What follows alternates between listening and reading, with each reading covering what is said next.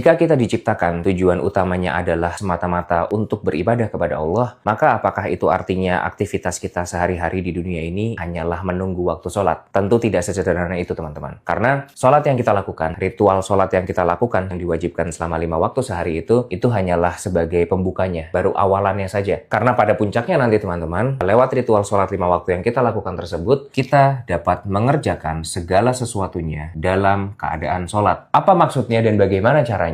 Kalau kita berbicara mengenai kualitas sholat, teman-teman, ini ditentukan dari dua hal. Yang pertama adalah dari kualitas wudhu kita, dan yang kedua adalah kualitas daripada sholat kita sendiri. Wudhu ini, teman-teman, maknanya itu adalah bersuci. Bersuci dari apa? Bersuci daripada sifat-sifat setan yang hidup di dalam diri manusia. Yang karena sifat-sifat itulah yang kemudian membuat manusia itu tidak bisa terhubung dengan Tuhan. Setan itu punya sifat apa aja sih? Sombong, suka menghasut, takabur, dan seterusnya dan seterusnya. Makanya nanti di sini kita akan tahu kenapa ada 8 anggota tubuh kita yang dibasuh pada saat kita berwudu. Nanti kita coba bahas di kesempatan berikutnya supaya tidak terlalu panjang videonya. Jika wudu tadi adalah tentang bersuci, maka sholat di sini, teman-teman, itu adalah tentang terhubung. Nah, syarat dari terhubung ini apa? Itu adalah mengenal alias bersaksi. Sekarang gini, mungkin nggak kita itu punya ikatan batin gitu ya dengan pasangan kita atau dengan anak kita atau dengan siapapun itu jika kita itu tidak mengenal mereka sebelumnya? Kan nggak mungkin kan? Makanya disinilah pentingnya kita itu melakukan yang namanya upgrade syahadat. Naikin level syahadat kita dari sekedar ikrar menjadi penyaksian. Gimana ini caranya? Saya udah sering bilang kok. Udah deh teman-teman, kita itu mulai untuk mencoba menyadari bahwasanya di dalam diri kita dan di dalam setiap materi yang ada di alam semesta ini, di situ ada percikan daripada energi Allah. Karena dialah yang menghidupkan dan dialah yang mematikan. Nah, sekarang kita kembali lagi ke sini. Menariknya, teman-teman, upgrade syahadat ini kan yang akan membantu kita untuk meningkatkan kualitas sholat kita. Membantu kita untuk meningkatkan kualitas hubungan kita dengan Tuhan. Tapi upgrade ini, teman-teman, itu tidak akan mungkin terjadi apabila di dalam diri kita masih hidup sifat-sifat setan. Makanya yang namanya sholat ini, teman-teman, alias yang namanya terhubung dengan Tuhan ini, itu tidak akan mungkin terjadi apabila tidak ada wudhu sebelumnya. Tidak ada penyucian sebelumnya. Dan kedua konsep ini ya, itu harusnya tidak hanya sekedar berhenti pada konteks ritual semata. Tapi pada puncaknya, dia bisa menjadi yang namanya way of life, jalan hidup. Makanya kenapa puncak daripada ritual sholat itu sendiri adalah bagaimana akhirnya kita dapat mengerjakan segala sesuatunya dalam keadaan sholat, yang artinya kita sadar bahwa setiap saat kita harus mensucikan diri kita daripada sifat-sifat setan yang dapat berpotensi hidup di dalam diri kita, sehingga dengan itu kita dapat menjaga hubungan kita dengan Tuhan kita, yang karena kita menjaga hubungan kita dengan Rob kita ini, setiap nafas kita akan bernilai sebagai ibadah. Karena apa? Kita tidak lagi hidup atas syahwat kita, melainkan Rob kita langsunglah yang menuntun arah hidup kita supaya hidup kita ini bisa terjadi sesuai dengan kehendaknya.